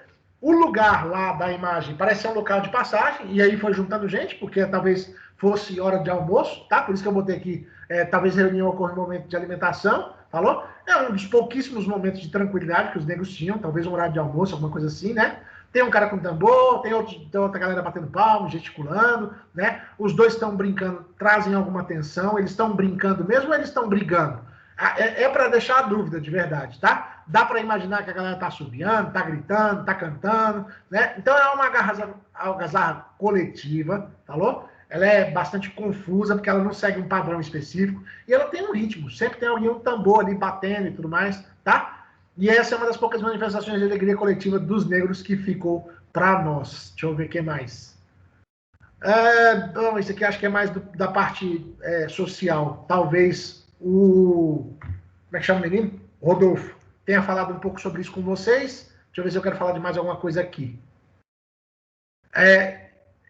As reuniões onde existia capoeira, elas eram uma demonstração de que existia algum tipo de estratégia para combater uma dominação exagerada demais no sentido colonial, tá? Então, tipo assim, eu, no individual, quando precisar brigar, eu sei brigar. Eu sei porque eu brinquei de capoeira e eu aprendi passos e eu entendi caminhos que, de certa forma, não vão me colocar como rato o tempo inteiro, não. Esses caras não vão me bater o tempo todo, eles não vão me judiar o tempo inteiro, eles têm que ter um mínimo de medo de mim, tá? Beleza? Aí, isso foi visto na época já como um reconhecimento, como uma cultura africana. Então, já naquela época foi reconhecido assim, tá? Beleza? É óbvio que nessas rodas você cria amizades. Essas amizades, elas criam redes estratégicas para que você possa se articular no espaço urbano e, de alguma forma, tentar organizar alguma outra coisa para tentar se defender quando a coisa começar a azedar, né? Então, tem a chance de desenvolver estratégia de resistência, de dominação, tá? E muitas vezes os brancos faziam vista grossa porque eles entendiam que era um jeito também da galera descontrair, velho. Porque senão ia ficando tão tenso, daqui a pouco explodir em morte, em desespero e tudo mais, tá? Deixa eu ver o que mais. O berimbau acho que já é exagerado da minha parte ficar falando de berimbau. Vamos continuar que a gente tem muita coisa para falar ainda. Eita porra! A redenção de Cã. Você acha, Emerson? Eu acho. Eu acho sempre. A redenção de Cã é a queridinha do Paz, é a queridinha do UNB. Estava já como obra do Paz nas matrizes anteriores. Foi a única que ficou. Então, assim, velho, é a queridinha. Não há como negar, né? E a redenção de Cã, ela é ótima para você citar, por exemplo, em redação. Só que, tipo assim, é meio quase que tão conhecido que não sei nem se vale tanto a pena assim mais. Aí de redação, a Denise sabe muito mais que eu. Mas quando você pega, por exemplo, uma situação onde você vê essa menina que foi morta anteontem, ou ontem, não sei, né, com um tiro de fuzil, grávida, negra e tudo mais. Tipo assim, por quê? Porque ninguém respeita, velho. Porque todo mundo acha que o negro tinha que desaparecer, entendeu? Que negro bom é negro morto. Isso eu tô falando, pelo amor de Deus, não é o meu pensamento, hein? Vocês me conhecem, pelo amor de Deus. Tá? Isso é um pensamento geral que, de certa forma, a gente muitas vezes quer combater e a gente não consegue. Então, não é à toa que a LB escolhe um treco desse aqui, né? Para quem não lembra, bem rapidão, essa imagem traz uma ideia de uma interpretação de algo da Bíblia que nunca teve escrito na Bíblia. Não está escrito na Bíblia. Não está escrito na Bíblia. Mas, né? Fala lá que o Cã é o filho maldito do Noé. E que o Noé disse que ele ia ser servo dos servos. E alguém, mala, inteligentemente, em termos de sacanear os outros, né? Diz que os descendentes de Cã eram os africanos. E aí os africanos, por serem negros, por terem essa marca na pele, eram mais fáceis de ser escravizados, porque tinha uma diferenciação em relação aos brancos, e tinha a ideia de eu jogar com a história da Bíblia e ferrar com eles o tempo inteiro. E aí, a redenção é o momento em que você se livra de uma maldição. Então, quando é que você se livra dessa maldição? Quando você se livra dessa cor de pele que, de certa forma, carrega com você tudo que não presta. Isso é o pensamento da época, pelo amor de Deus, tá? Vou voltar a insistir. Isso está na Bíblia? Não, não está. Alguém muito filha da puta usou a ideia para jogar e para convencer o Zé pobre, o Zé simples, de que a melhor forma que existiria para ele se livrar da maldição de ser negro é se misturar com os brancos, né? Tipo com os gerins, com os pisques, com as famílias que vieram da Europa no começo do século XX, final do século XIX, começo do século XX, para que a população brasileira ficasse mestiça e, depois de mestiça, ficasse branca. É uma ideia de eugenia, né, baseada nas ideias lá do Mendelsohn lá atrás, que vieram se desenvolvendo de alguma forma, e começaram a acreditar que o branco era dominante e o negro era recessivo. E que, então, quanto mais eu misturasse o negro com o branco, mais os traços do negro iam desaparecer. Nunca foi assim, mas é uma ciência É uma ciência falsa, que nunca mais foi utilizada, né? Ninguém nunca mais falou que um remédio servia para uma coisa, quando na verdade ele não servia, ninguém faria isso. Ninguém jamais faria isso, né? E aí, velho, a criança branca, ela é quase um Jesus que abençoa a avó negra, tipo assim, que a senhora deixe de ser negra e pare de sofrer, porque eu sou uma netinha ou um netinho branco e eu não vou sofrer mais, né? Mamãe, que quis ser aqui uma espécie de Nossa Senhora, ela ainda é mulata, ela é mestiça, tadinha, né? Mas nossa, vovó, eu tenho dó mesmo da senhora, porque a senhora é muito negra. Velho, pelo amor de Deus, eu não estou brincando, eu estou sendo sarcástico, para vocês poderem entender o pensamento da época, tá? Eu estou falando como se eu fosse uma pessoa da época que eu acreditava nisso, dizendo para as pessoas da época o que elas tinham que pensar. Falou? Se pensou assim durante muito tempo? Se pensou assim durante muito tempo, tá? Essa imagem, então, ela é uma tentativa das elites, inclusive científicas, dessas pseudociências, de fazer as pessoas simples irem até uma exposição de arte, olharem para isso aqui e não conhecendo absolutamente nada de genética, não imaginando nada do que seja essa coisa de dominante, recessivo e tudo mais, as pessoas entendam através de uma alusão à Bíblia de que você só vai se livrar da tradição que o Noé botou nos seus antepassados quando você se misturar com os brancos e fizer os seus descendentes ficarem brancos. É de uma maldade tremenda, né? Passa a ideia de que nada do negro serve, a pele não serve, ela tem que sumir, a cultura tem que sumir, né? Os hábitos, os traços, tem que sumir tudo. O que presta é o branco. E, velho, pelo amor de Deus, que maluquice, né? Tá? Terceiro ano tem uma obra que chama O Mestiço, Portinari. A gente vai ver ela logo, logo, talvez na volta em agosto, tá? E a gente vai falar de novo disso aqui. Falou? Beleza? Deixa eu ver o que mais que eu quero falar. Aí alguém pergunta para mim, Emerson, o que é essa obra? Em termos de estilo, ela é o quê? Ela é neoclássica? Ela é romântica? Velho, ela tende a um realismo. O realismo é um estilo que aposta na ideia de uma questão social, tá? Só que o realismo na Europa, ele não tem nada desse social aqui, falso, inventado, não, tá? O social na Europa, ele é muito ligado ao Karl Marx com o Manifesto Comunista. Falou? O Capital, fica melhor. O Capital. Então, quando o Karl Marx fala do Capital, se eu não me engano, é 1848, em 1850 começa o realismo. E o realismo trata da realidade social. Então, dá espaço para o pobre aparecer, dá espaço para o cotidiano comum aparecer. As obras de arte não têm que mostrar atos heróicos, situações assim, a grande pátria francesa. Não, vai colocar gente catando grão no chão, velho. Porque tem um tanto de gente que carrega grão no chão, e esse grão do chão vai para o saquinho, e você compra no mercado e come, tá vivo, porque você come o que alguém catou no chão. Porque se a pessoa não catasse, você tava fudido. Então, eu acho que dá para entender o caminho da ideia lá do cara lá. Perguntas? Alguém?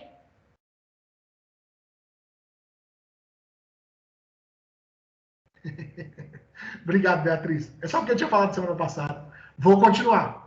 Velho, eu vou fazer um trato com vocês. Eu vou até o fim. Se passar de 18h40, fica aí. Quem quiser, quem não quiser, pode vazar, tá? Agora a gente dá um salto. Porque eu falei de Europa, falei de Brasil, falei de Europa, falei de Brasil, falei de Europa, falei de Brasil. E agora a gente vai para a Europa e vai ficar na Europa até o fim, tá? Falta 1, 2, 3, 4 obras. Então segura. O Porto de Havre é o início da desconstrução clássica acadêmica conservadora na arte, tá? Ela é a primeira obra do impressionismo e é quando a arte percebe que ela não precisa ser mais fotográfica, né? Não precisa existir mais essa preocupação com todos os detalhes. Eu esqueci de colocar no ponto, mas está de boa, a gente chega já já, né? E aí se deseja fazer uma produção onde, de repente, velho, o subentendido é mais importante do que o óbvio, tá? O subjetivo é mais importante do que o objetivo, né? O que você consegue compor é mais importante do que o que está pronto, tá? Então, essa imagem aqui, ela marca, digamos assim, o rompimento com o passado para que a gente possa, 40 anos depois, chegar na arte moderna, tá? O Picasso não teria como ter sido Picasso com o cubismo se isso aqui não tivesse rompido em algum momento lá atrás. E, de cara, vou comentar bem rapidão, isso foi muito mal recebido, isso foi muito mal visto, parecia que os caras estavam com preguiça de pintar direito, que eles não queriam completar a obra e tal, só que, a partir do momento que começaram a fazer a ligação de que se eu quero uma obra completa, eu vejo uma foto, E se eu quero uma coisa mais subentendida, que entra na questão da capacidade humana, da habilidade de olhar, da habilidade de abstrair e tudo mais, eu vou procurar uma pintura impressionista. Aí isso passou a ser um dos estilos de maior aceitação da história da arte. É extremamente simples, é extremamente agradável, é leve, é bonito, é gostoso de ver, mas é rápido também, e isso é legal. Não exige mais que você tenha grandes conhecimentos, tipo assim, eu preciso saber a história da mitologia que conta por que... Não, você não precisa saber nada disso não, velho. Você precisa saber que é um porto. E aí um porto tem água, e tem barcos, e tipo assim, pá, né? Impressão, sol nascente. Então o sol está nascendo. Eu já vi isso. Você não precisa ser culto para ver o sol nascendo. Você pode, inclusive, ser a maior porta, né? O maior tapado do mundo. Você já viu o nascer do sol, você já viu um barco, você já viu uma água, nem que seja numa fotografia, num filme e tudo mais, tá? Então, coloquei a data aí. É um quadro pequeno, é uma mudança de percepção. Eu não quero mais quadros gigantescos que vão encher palácios. Eu quero quadros pequenos que vão ser colocados na casa de burgueses, no apartamento da Asa Sul, no apartamento de Águas Claras, tá? É bem tranquilo, é bem leve. Deixa eu ver o que mais que eu quero falar. A pincelada é óbvia, a pincelada é gritante. As manchas de tinta dominam, praticamente não existe linha. A sombra é da mesma cor, só que escurecida e não preta. É diferente do barroco, que tinha uma sombra totalmente carregada e tudo mais, tá? É tudo muito subentendido, eu já falei isso um tanto de vezes. A maioria dos temas são temas de natureza, são paisagens, tá? Beleza? As técnicas fogem de tudo que era acadêmico, se você não quer fazer nada que se faz na academia, e eu vou valorizar, acima de tudo, a minha percepção da luz, da natureza da luz, tá? Eu vou decompor as cores, eu vou brincar com as cores, eu vou jogar cores que de repente parecem não estar lá, mas que pela junção distante de uma com a outra vão te dar a impressão de outras coisas. A pincelada é solta, o efeito de sombra é leve, é colorido, é luminoso, e por aí vai. Vamos ver o que mais que eu quero falar aqui. Disso aqui eu não vou ficar falando não, porque aqui já é impressionismo. Então acho que tá de boa. Aqui no impressionismo, o artista vai pintar ao ar livre, tá? Beleza? Isso é muito importante porque isso tem a ver com a ideia de que você vai sair do ateliê, beleza? Aí o Van Gogh. Eu pulei todas as obras do Van Gogh que tinha até aqui, mas eu vou resumir assim, ó. Van Gogh era um cara extremamente agitado, extremamente confuso, extremamente emocionado e dificílimo de lidar, dificílimo de aguentar. Ele era chato pra caralho, tá? Beleza? Em 89, ele já estava no auge da porra toda, tanto é que é o mesmo ano que ele vai acabar se suicidando.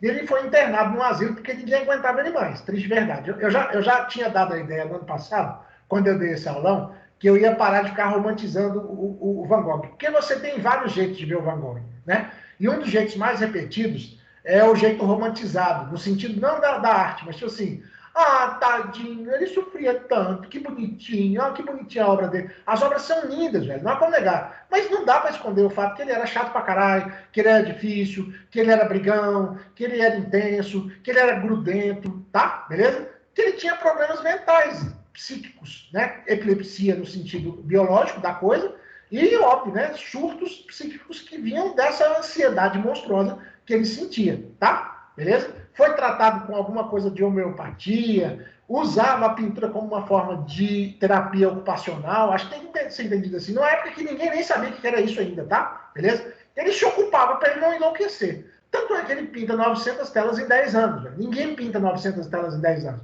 Falou? Beleza? Esses artistas todos que a gente estuda aí, eles não fazem esse exagero, não. Só tem o Rubens, que era meio sem noção, mas ele tinha um ateliê tão grande, com tanto ajudante, que no fim você não sabe nem o que foi que ele pintou.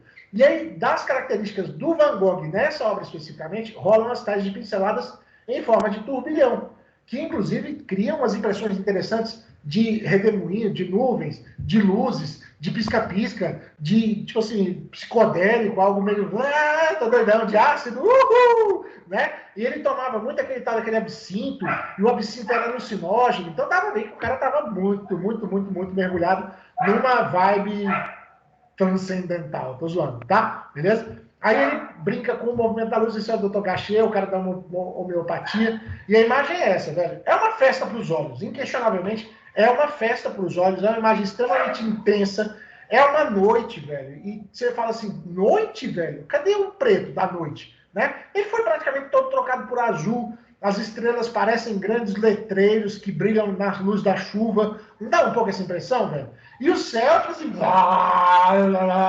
parece um grande buraco negro que vai engolir tudo, mas que tá valendo, tá festivo. É uma rave divina, né? Onde os anjos e santos estão numa grande suruba eclesiástica, sei lá que porra de palavra que eu vou usar, não é eclesiástica não, que eu queria falar não. Então tá, vai. Tem essas questões de luminância que vale a pena depois vocês virem aqui e gastarem um tempo olhando, tá? Beleza? No meu site, putz, eu não sei se está lá. Depois que eu tiver, chama a minha atenção. Vocês me acham em tudo, né? Instagram, Tinder não, tô zoando. Instagram, Twitter. Professor, tá faltando tal, coloca lá, eu coloco, vocês olham lá, tá? Dá uma olhada nesse treco aqui, isso aqui é importante. Explica, inclusive, algumas situações mentais de como que esse movimento que ele cria do turbilhão de tinta acaba trazendo umas coisas diferentes para nossa cabeça e acaba a gente vendo coisas que não estão lá. A gente acaba tendo a impressão de que a luz está pulsando, que está radiando, que está cintilando. Isso nunca aconteceu lá. É só uma impressão visual que sabe Deus como que esse filho de uma égua descobriu. Acho que é pura intuição. Beleza? Tá? Deixa eu ver o que mais. Vocês vão olhar esse treco aqui depois, hein? Pelo amor de Deus, tá? Beleza? Deixa eu ver.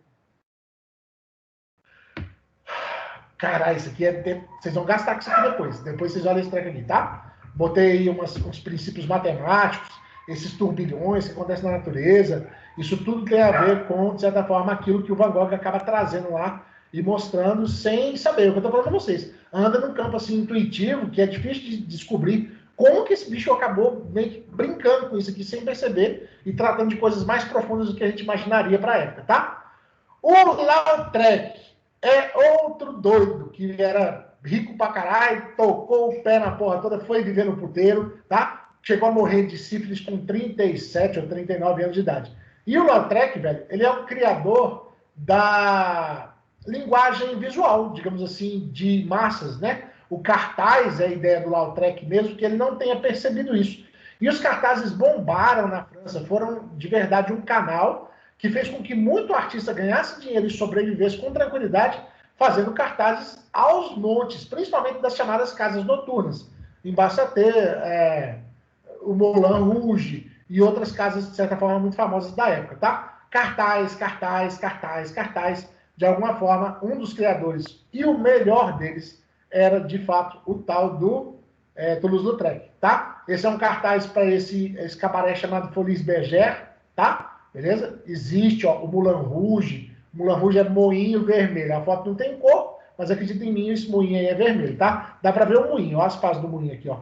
Tá? Beleza? Isso era, de verdade, um lugar para moer cereal que depois virou puteiro, tá? E, velho, era um lugar onde a galera ia na época chamada de Belle Époque, tá? A galera ia mesmo. Essa é uma foto recente, aí ó que tá tudo afetado, alterado, tá? É o lugar do cancan, é o lugar da alegria, é o lugar da intensidade, é o lugar da felicidade. E os cartazes conseguem capturar e passar muito bem essas informações. Vamos direto para onde interessa, que é a obra, porque essa parte aqui vocês já captaram, já pegaram e entender já. Olha aqui, ó. A litografia ou litogravura. Aqui é a pedra, tá? Que vai ser trabalhada para ser carimbada no papel. Nessas litogravuras do Toulouse-Lautrec, ele vai usar tinta colorida. Ele não vai ficar só no preto e no branco. Ele vai usar tinta colorida, então ele tem que fazer uma pedra para cada cor, tá? Beleza? Deixa eu ver o que mais. Isso aqui é muito doido, velho. A quantidade de cópias que chegou a se fazer de alguma obra que ele fez e elas terem sido roubadas imediatamente após terem sido coladas, porque as pessoas começaram a perceber, velho, que isso ia além só de mostrar uma imagem bonitinha. Isso envolvia também uma questão artística mesmo, que o cara era muito bom, a imagem era impressionantemente agradável e, de certa forma, ela podia valer alguma coisa depois, né? Tá? Deixa eu ver, deixa eu chegar onde eu quero. Vai. Ele pintou esse cotidiano das prostitutas aqui, mas isso aqui eu já falei, tá de boa, não vou ficar entrando muito em detalhe, não. Vamos para a imagem em si, que a gente ganha mais, tá? É mais um cartaz desses tantos aqui que a gente tá vendo. Esses cartazes, eles apelam muito para a simplicidade da imagem, tá? A Jane Evero é essa moça aqui, então é uma mulher que dançava, ela é dançarina de cabaré, meio estabanada, meio atabalhoada, mas muito expressiva, tá? E de certa forma, velho, ganha uma vida fazendo isso aí. Ó a foto, ó o desenho. Acho que dá para ver legal que, de certa forma, ele representa muito próximo aquilo que ele enxerga, né? Esse é o cartaz da obra do Paz lá, que a gente precisa ter noção. E aí se liga. A moldura, na verdade, é o próprio braço do violoncelo que vai se virando aqui e que ajuda a gente a compreender a moldura, né? Aí tem aqui a partitura e a gente entende, então, que isso aqui deve ser um músico, ó. Não sei se dá para enxergar legal. Tem uma orelha, tem uma haste de óculos, tem uma parte do olho com o óculos e tem o braço que sobe. Então já fica subentendido que a música vai ser ao vivo. Então, é o que eu estava falando para vocês. É a comunicação visual. É bater o olho e saber que vai ter música ao vivo e que, além da música estar tocando ao vivo, vai ter a Jane Avery dançando. Já tinha música eletrônica? Não, eletrônica não, você viajou, né? Mas já tinha gramofone, tá? Aqueles que você tocava lá e ficava naqueles orelhão que fica pra cima assim, beleza? Você já deve ter visto isso de alguma forma. Então, tipo assim, se é um show com música ao vivo, é uma coisa, né? A imagem é uma imagem que é estilizada, que segue um estilo próprio? Sim. As cores têm todas as nuances das cores realistas de uma obra barroca, por exemplo? Não, as cores são chapadas, porque é pintura na pedra que foi carimbada, simples assim, tá? Não tem, então, muito jogo de tom, não tem muita impressão de volume, tá? E isso é influência das chamadas gravuras japonesas. O final do século XIX, começo do século XX, sofre muita influência da arte japonesa, tá bom? Beleza? O Van Gogh tem isso também, tá? Beleza? Consegue criar alguma pequena ilusão de profundidade, mas você é muito pouco interessante para o contexto. Falou? Beleza? A perspectiva que a gente vê nessa imagem ali é totalmente distorcida. Você vê que parece que o chão vai levantando, ó, parece que o chão vai criando uma situação assim de tá, porra, vai cair todo mundo, né? Tá? As letras no alto da cabeça da bailarina lá, dizendo dela lá, elas são um foco de atenção do contexto. Eu preciso saber que é a Jane Avery. Não é qualquer mulher dançando. Isso vai atrair mais gente. Ela era uma superstar da época, e aí, óbvio que o nome dela chamava atenção e levava mais gente pro espetáculo. E óbvio que isso tinha que ser visto, velho. Se você não visse que era um show da Jane Avery, talvez você não se interessasse em ir, tá? Então a mensagem é passada de forma direta, é passada de forma simples, é passada de forma direcionada e é passada de forma limpa. Falou? A imagem é meio frenética mesmo, ela é meio tipo assim, exuberante na dança, no exagero dos movimentos, porque essa era a cara do movimento da noite parisiense. Falou? Predomina o traço. Mais do que a cor, é importante o traço. Não é que a cor não tenha importância, mas a cor ela tem um tom secundário ali, porque o traço é mais marcante e as linhas sinuosas criam mais dinâmica. Tá? Aí, como eu estou falando de 5 cores, a máquina vai ter que fazer, né, uma impressão em amarelo, uma impressão em laranja, uma impressão em preto, uma impressão em verde e óbvio, a parte do papel branco, tá? Os pôsteres tinham 1,29 m de altura por 93 de largura, tá? Beleza? Aí, deixa eu ver o que mais. Nada disso. Não quero falar de mais nada disso. Pronto, vamos para a última. Uhul! Deixa eu perguntar se alguém quer perguntar alguma coisa. Nada. Faz de conta que é para mim. Vou embora. Depois eu volto e vejo as perguntas.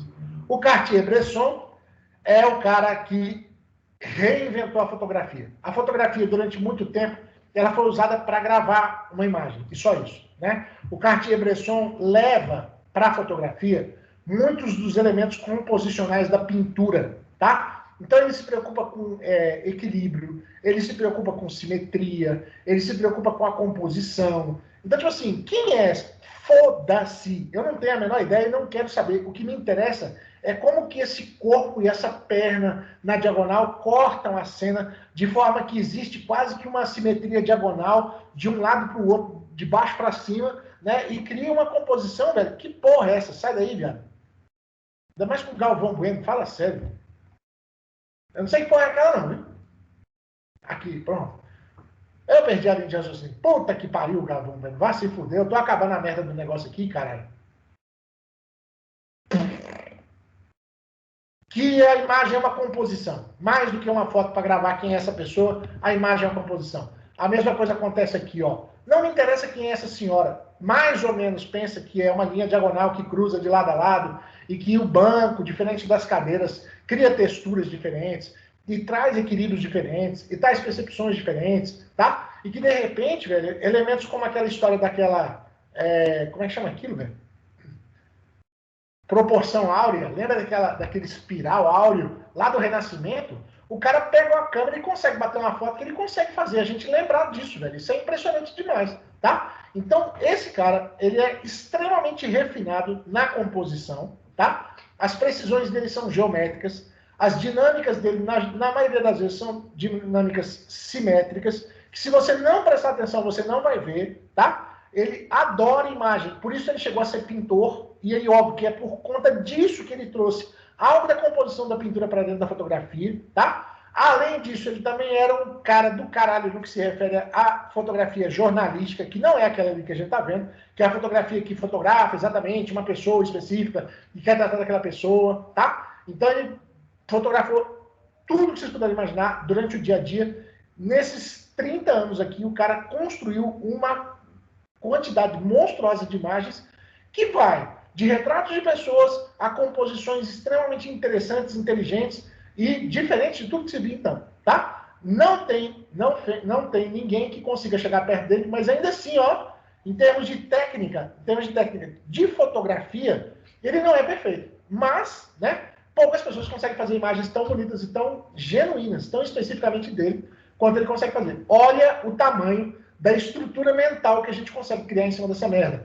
Lembra das regras dos terços que eu falei para vocês quando a gente viu lá o julgamento dos Horácios? Pensa que tá um pouco disso aqui. E aí, de certa forma, eu falei para vocês que esse ponto de junção era um ponto de interesse. O cara de bicicleta é uma figura de interesse da imagem, saca? Mas, ao mesmo tempo, também eu não deixo de observar o meio e o giro que faz quando a gente pensa aqui na tal da espiral lá do...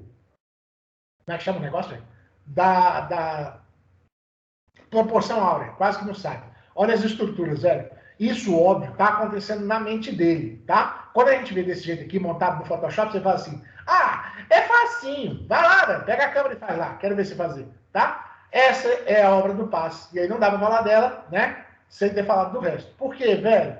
É uma obra de cotidiano, não é uma obra jornalística, né? E é uma obra que captura um instante, que é um instante de grande tensão. O cara tá andando, choveu, é atrás de uma estação de trem, tem uma grande movimentação de pessoas, e ele deu um pulo ali, velho, e ele vai bater na água. E o reflexo dele na água é muito legal, e a imaginação de que a hora que ele bater o pé ali vai criar aquelas bolhas que vão abrir, né? Então, tipo assim, é muito doido a gente olhar para tudo isso e pensar o tanto que o cara, num instante, velho, num instante de nada, de estar com a câmera na mão, olhar para um cara que vem andando, que pisou na escada e falou assim, cara, aquele cara vai pular na água, levanta a câmera, mira, tenta enquadrar para poder fazer essa porra toda aí. Puta que pariu, velho. Vai ser nascido virado pra lua, assim, lá no quinto dos infernos. É ou não é? Tá? Ai. Porque agora é a parte histórica. E aí não preciso gastar tempo com ela, não. Velho, eu tenho aula amanhã. Perguntas? Quem não morre, Pedro? Fala sério. Eu tô aqui só o coió. Pior, né, Sara? Pior, né, Sara? Eu me senti o WhatsApp em velocidade 2. Ah, caralho. Tomara que ajude vocês bastante, velho. Esse nasceu, Guilherme. Mas, velho, tem gente que tem dom, né, velho? E aí é um negócio assim que é diferenciado. Não tem pra onde fugir, né, velho? Pois é, Luca. Minha mulher tá assando um pão lá embaixo, tá cheiroso pra caralho. Daqui a pouco eu desço. Ai, que bom, velho. Eu também acho que vai ajudar bastante. Mas vocês fiquem à vontade de perguntar o que vocês quiserem na hora que vocês quiserem. Eu estou nas redes sociais para ajudar vocês. Sempre que vocês quiserem, vocês podem usar e abusar, tá? Beleza? Às vezes eu não respondo na hora. Falou? Sim, Maria Eduarda, essa pincelada é em turbilhão, tá? Porque não é só pincelada pela pincelada. A pincelada óbvia e gritante era aquela, pode perguntar, sabe? Era aquela pincelada lá do impressionismo. Nesse caso do Van Gogh, ela dá aquelas voltas e cria aquelas coisas que ajudam bastante. Ô, velho, obrigado pelo carinho, Daça. Obrigado, Luca. Que bom, velho. Eu fico feliz que tenha ajudado vocês. Vocês são um caralho. Vocês são muito gente boa. Divido porra nenhuma. O pão aqui é brigado no tapa. Esquece, né, Luca? Faz parte, velho. Ô, que bom, velho. Que bom. Fico feliz. Espero que ajude vocês bastante. Tá? Velho, querem perguntar alguma coisa a mais? Fiquem à vontade. Tá? Ah, Esse pão, se eu fizer propaganda desse pão, eu apanho. Minha mulher amassa ele na mão ali, ó. Pena, coitadinha, a bichinha fica lascada. Que bom, Sarinha. Fico feliz, fico feliz. Tá?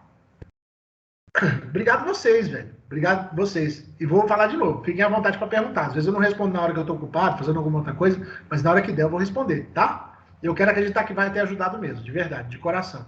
Tá bom? Nem eu acreditei que eu fosse dar conta de falar de todos, mas quando começou rápido, eu vi que tinha jeito. Obrigado, tá? Vocês que são fofos demais. E a gente ainda conversou 20 minutos ainda, né? E o Luiz me atrapalhou com a porra do link dele. Viado. Fernandinho, um beijo. Sarinha, um beijo. Só tem eu, né, Guilherme? Obrigado pelo carinho. Obrigado, Adassa. Abração, beijão, lindona.